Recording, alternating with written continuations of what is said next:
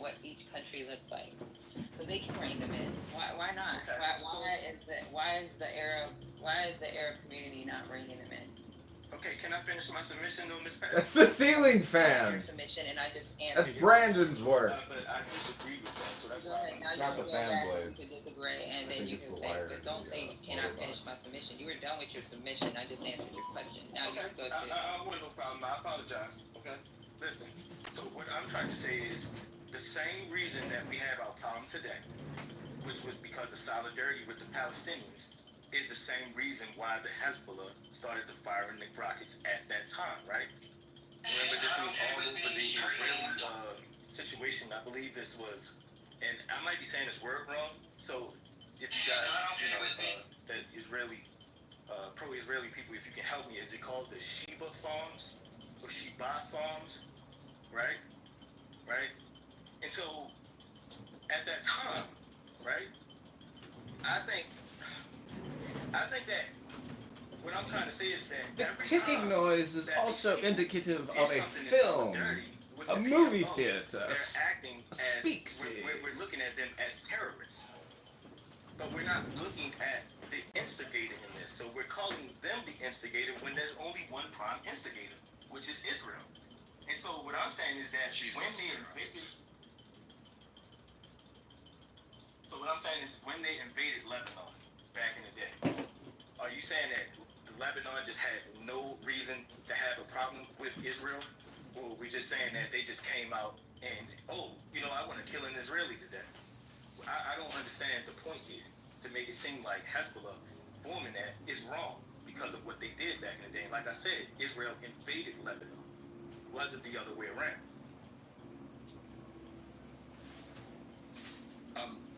I'm happy to respond if nobody else wants to.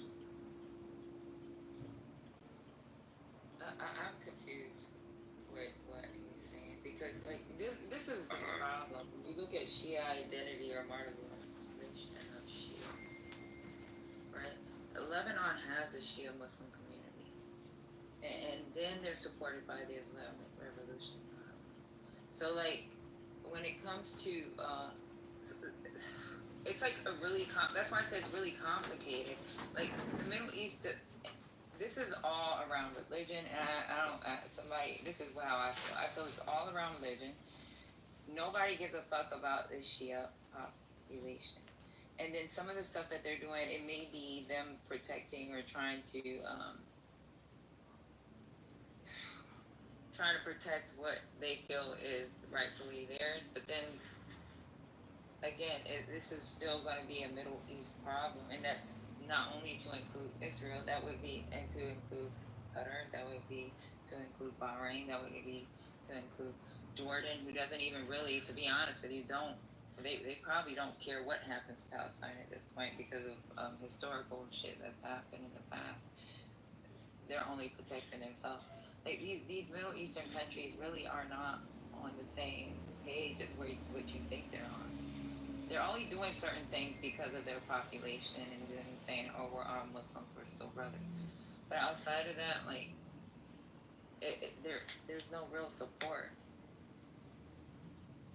So if you look at how Hezbollah was conceived, this is part of Iran's prodigal to, like, export their own Islamic revolution. Like, and when it comes to foreign proxies, Iran is probably the most powerful when it comes to funding or training, guidance when it comes to ideology. Like, this is not something that, it's very complex, and how you're speaking on it, it's like mentally in my brain, and that's why I'm getting confused with some of the stuff that you're saying. It's like you're only taking a bit of information and not understanding the whole. Can I maybe throw something in there? Go ahead. Look, and this is something I think we can all maybe learn from. It's one thing, like if you're standing like in an area, you see a wall that's dividing two people. Factually, you've got a wall there. You could also give an opinion and judgment and say, well, it's a shame that the wall has been, put up and is dividing two people. But to be able to leave it there and be angry for one side putting up the wall and blaming them for the separation doesn't get into the nuance and context. understanding and reaching a reason why was there a wall put up to start off with is a key question to be able to put up there. And it's like if we learned that, you know, terrorists were going over this line and they were killing innocent people, and that's the reason why the wall was put up, then that's an understanding of the why. But understanding, well, has it been effective or not? Well, that's another thing. And if you find that 97% of, you know, terrorist attacks and, you know, killings have been stopped, then you'd have to say, well, actually, I understand now why the wall's put up. I would have done the same thing myself. The same thing goes to, you know, to these comments. Like, well, Israel didn't initiate a military attack against Lebanon. In 1982, the reason why Israel needed to be able to go in there, yes, Israel did go in there, but only after continued PLO attacks and an assassination attempt on the Israeli ambassador in London. And the same thing goes in 2006. You know, Israel was at war with Lebanon because Hezbollah crossed over the border, killed 3 people, and captured 2 Israeli soldiers. So there was a need to be able to, you know, for Israel to be able to do that, to be able to catch up. So, yeah, you're right in saying that, you know, Israel is at war with multiple people, but understand at the same time, like Hamas, their charter. Are you familiar with their charter, New? Yeah, I've heard. Is it new? Yeah. No. Yeah. Okay, well, I mean, did Israel force Hamas to be able to write their charter? In Article 7 of their charter in 1988 clearly states what its objective is, and that is to be able to kill all Jews. They're a Nazi organization, effectively, and to be able to wipe Israel off the planet. Now, do you seriously think that you could be friendly? You know, these 2 parties could be friends and shake hands and go and play around with each other? You'd be silly to think that they can. 2 people need to be able to find common ground to be able to achieve a common outcome. And there's a reason why there is a complex situation which is there. But it could be very simply put like this. If Hamas chose to be able to put down their weapons and want peace, there'd be peace. If Israel chose to put down their weapons, there'd be no Israel. And because of that, there's a reason for Israel to be able to defend itself at all costs. It's their responsibility. Okay. Wait. One second. Wait, Levon, you wanted to respond? Yeah, I mean, we have Kim Jong-un in North Korea that has a nuke, and he's constantly threatening or have an inferred threat towards South Korea. Is anybody like doing preemptive strikes against them? I mean, we're just gonna ignore international law, all these preemptive stuff, and have Israel get away with this stuff. I mean, we're talking about a live stream genocide that's going on every single day. None of these people have clean hands every single day, and we're just gonna ignore that and just blow up international norms and do preemptive strikes. That's not. I don't care what anybody's chanting. The diplomacy was not allowed to work, and we do all of this subterfuge, and then we want to act surprised that they're going to withdraw from, which was the original topic, the IAEA. How are we better off based on what Netanyahu and Trump just did? In fact, we're worse. Point of order. Who modded Mother? Stop the program. Stop the program. Who? I'm sorry, I had to do it.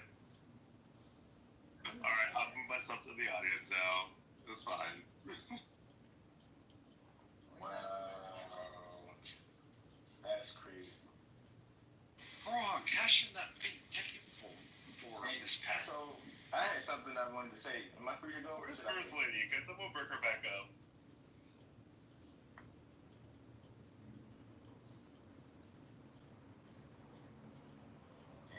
Can I speak on what I wanted to say, or should I?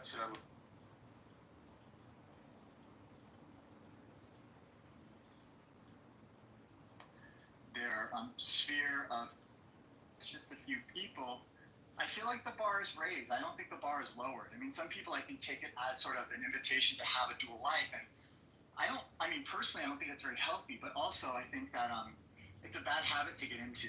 I mean, you've just seen so many situations where it just becomes impossible to guard sort of the many-pronged, faces of living a life. And I know in early psychology and psychoanalysis, they were always talking about these blank slate therapists, blank slate analysts, and I don't believe in blank slate anything. And so Somebody has a room called Trump and MAGA are racist. Because, I think congruency is this, as I've heard it said lately, it's about the realness, it's about, can you connect with somebody and does it feel genuine? Does it feel easy? Well, I've watched people now,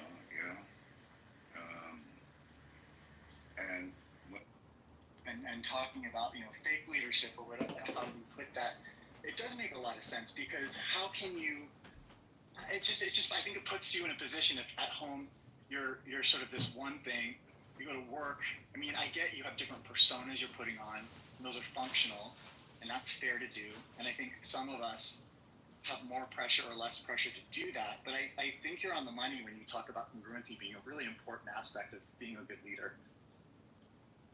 Having integrity, yada yada. And good morning, Susie. Good morning, Steve. Anyone want to try? Yeah, I would like to.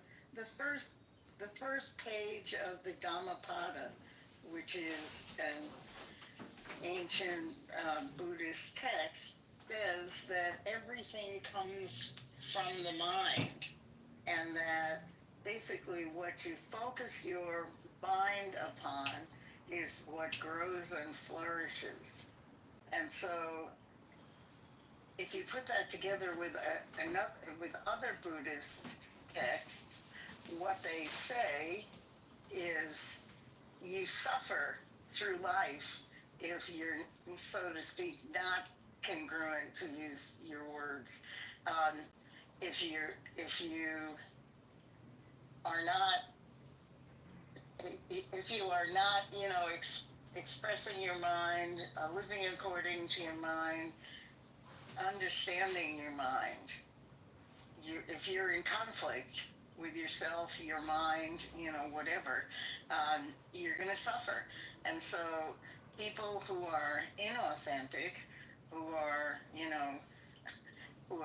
fake salesmen, like that Always Be Closing. What was that movie? The real estate movie. It was a play and then became Gary Glenn Ross. Yes, thank you. Always Be Closing. You have to be in some kind of agreement with your own mind, or number one, the people around you will see it. Number two, there's no way to lead effectively if you don't really know where you're leading from and why and where you're leading to. And this is Barbara's territory, not mine, but one good thing, I suppose, about psychological training and the kind of studying and deep diving that you've done, Dr. James, and do on a regular basis is examine congruency and try to bring people into agreement with their own minds, so to speak. Including self. Actually, Dr. James, just quickly, cognitive dissonance. You could look at cognitive dissonance from a psychological perspective, is what this is referring to from a Buddhist perspective. Right. I'd love to add one thing. Just what you said, Dr. James, I don't want that to be missed. When you said including yourself, because what we often find, so we do these leadership assessments, right? Which is called the 360. So your peers assess you, your direct reports assess you, your boss assess you, and you assess yourself. And what we see often is that, and I'm going to put a gender lens on it too, right? Men tend to overestimate their self in terms of, on a scale of 0 to 10, how effective are you in whatever, right? Valuing people, valuing differences, or something like that. And women tend to underestimate themselves, right? Under assess themselves, right? But the point is that there's an incongruence between self and others, right? So important to have that kind of deep dive on, wow, I thought I saw myself like that, but that's not how I occur or how I land for others, right? So how can I create congruence between my intentions, which is to be respectful, inclusive, and effective, whatever, right? And how I actually land for other people. That's the learning. And I love what you said, calling out the self. So I'm done for now. Thanks. Interesting, Barbara. I think one of the first times that I opted to do a little mini talking here, I did a talk around these types of biases and some of the differences in the way gender is both perceived and experienced from kind of a psychological framework. And I really do think that's on the money, and it's not to be missed. And yeah, the reason why I say self is because, and this is something I brought up right at the end of the time we had here yesterday, was in psychology. If you're getting a degree through an American Psychological Association accredited school, there's a requirement you have a minimum of a year's worth of personal therapy. And I think that's part of sort of the ethos to do no harm, because, obviously we want to get a bit more in touch with, things we may be missing about ourselves as part of the process of being helpful. And yeah, no, I think it's good. I appreciate the work you do. We probably have a lot of overlap in terms of some of the things we've experienced, but you're coming from much more kind of seasoned, experienced place from that, and I'm kind of at a new start, a new career, but it's kind of not a new career, but becoming a licensed is going to be its whole new bag of kind of ethics to hold. And one of the things that I thought about a bit is on the other side of a license, I mean, one really becomes kind of an autonomous agent of personal and professional ethics, and the only thing at that point holding someone back from, doing harm or doing some sort of thing that could get them into hot water, I think, is really just having developed over time habits that continue to evidence practicing ethics in their lives, and having some values that they understand and they can sort of anchor to. And I think this is really kind of an important thing. And I think earlier I was asking about kind of the perception of different professions. Different professions, there is more of an expectation. If you're a police officer, you may be considered very skilled if you're good at deception. And then, if you're a politician, you probably are frowned at for being good at deception, and you probably have an oath you've taken that means you have to be more transparent. So it's just a very smarmy place, because different people coming from different positions on, what is ethical behavior, what is honesty, what is trust, does it matter? I think it's a really interesting conversation. Can I just offer a national perspective? Yeah, absolutely.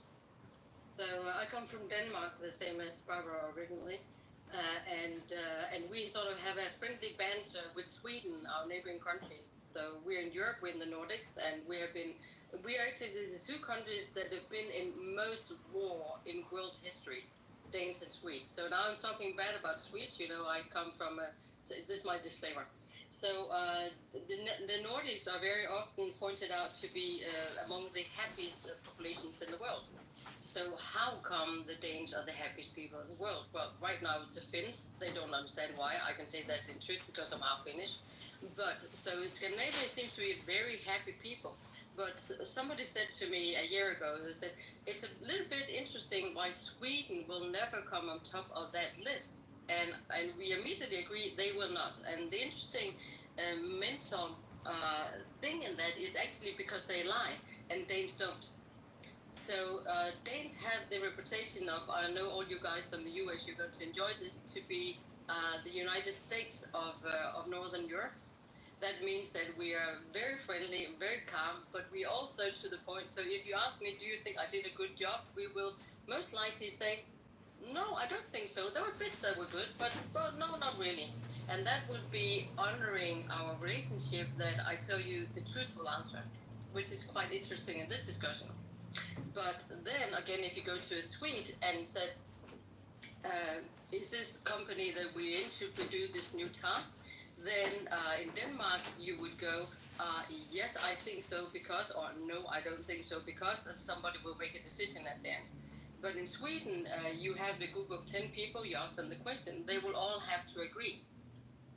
That means somebody has to lie. I mean, that's a really interesting point, and I think that is another wonderful nuance of sort of the conventions of truth telling and kind of the cultures of truth telling and that sort of thing. Yeah, I'll just. How do you achieve consensus? Well, sometimes you don't, right? I mean, sometimes you just don't. People either, like what Susie's saying, they kind of fold, right? Versus really to get an agreement. But you can achieve alignment, right? In Intel, we used to have a principle called disagree and commit, which meant that in every meeting, I never really understood it. I mean, in my own case, I disagreed enough times that I walked out. But disagree and commit meant you can express your, displeasure or disagreement, but then you had to say, okay, you're on my team, I'm on your team. We're gonna do this even if I think it's wrong. And how does that square? I'm just thinking about this. It's been over 25 years since I worked at Intel, but I'm curious to ask Susie about, as a Dane, this is my perspective about happiness. I think that Danes are content, right? Yes. And there's a level of contentment that equates to happiness, right? And then there's the happiness part because I was just talking to my sister for a couple hours last night, She's in Copenhagen and she's in this tiny little apartment and she's, and she downsized, blah, blah, blah. And she said, I'm really enjoying this 800 square foot, whatever, right? She's content, which then she says, I'm happy. What do you think of that, Susie? I think one of my Danish-German border people, sorry, Schleswig-Holstein, I know what I'm talking about. So we have a minority of Danes living in Germany, and they are allowed to enter Denmark without no cost at all. So he went to Denmark after growing up in Germany, and he was with a lot of international students and people working in IT. He said that the people said, the Danes, they cold, they're difficult to get close to. And then he said to me, I had been sort of reaching one day, they're not cold, they're calm. And I think calm is the best expression I ever heard to explain a Dane. That's because if you get fired, that's no big deal. Because the Danish workforce system is made so it's very easy to hire and it's very easy to fire. And that means that the government has taken the risk for the workforce and say, well, we have made a system where you will actually get 80% of your income for 1 year currently. That means that you don't worry about getting fired because you can be calm and think, okay, maybe I'm not doing the right thing. Maybe I should take a second education. Maybe I should work for a different company. It's no big deal if I get fired. You can take the education you want to because we get paid to educate ourselves unto a certain limit, of course. But every single Dane has a right to not only free education, but also get paid while you're studying. So that means we are calm. We're very, very calm. And sometimes a little bit, if you're calm, are you happy? I think it goes a long way. But can you still be desperate even though that you're calm? Yes, you definitely can. Wow, that is exactly the opposite of what I have noted in the United States. First of all, in the United States, we're all totally identified with our work. So it's not, so if we get fired, a part of our being has been taken away. So this is, which is why that's true AI as well, actually. But in a sort of funny way. So I studied in Great Britain for a couple of years, and I did a student job where I was doing I was a temp staff as a waiter, and I became incredibly popular as a temp staff because I just took my Danish work